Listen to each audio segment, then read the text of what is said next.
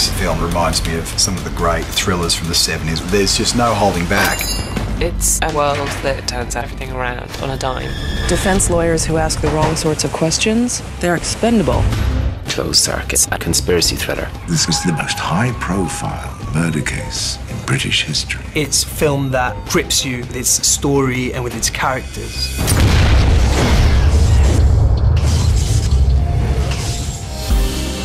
My character, Martin Rose, is a real expert in the world of advocacy. Very sure of himself, very competitive, very confident, very smart. Police! Contact! Well, at the beginning of the film, Martin is defending a man accused of terrorism. Rebecca's character, Claudia, is appointed as the special advocate on my case. Do you know of any reason which would prejudice your ability to carry out this case? No, my lord. No, my lord, I know of no reason.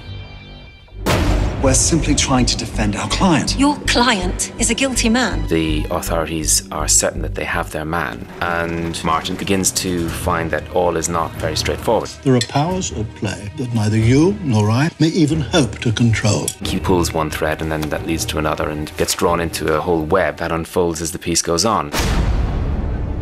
With the opening, with the bomb, I wanted to shoot it with 12 screens simultaneously and start the film from the point of view of who's behind the camera observing what's going on in the streets.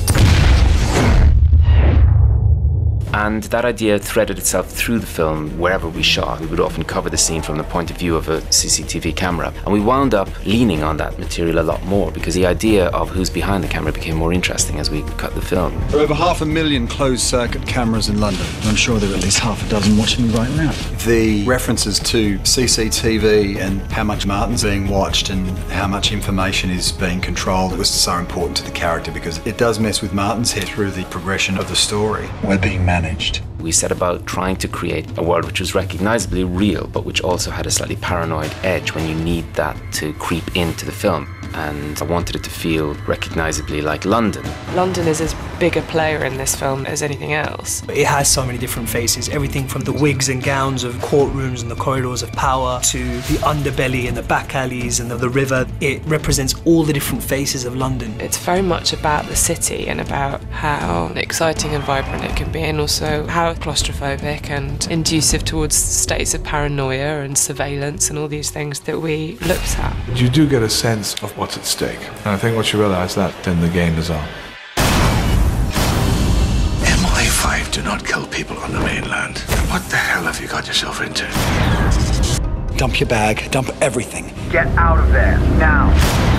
Prior to the bombing, there was no contact between MI5 and the defendant.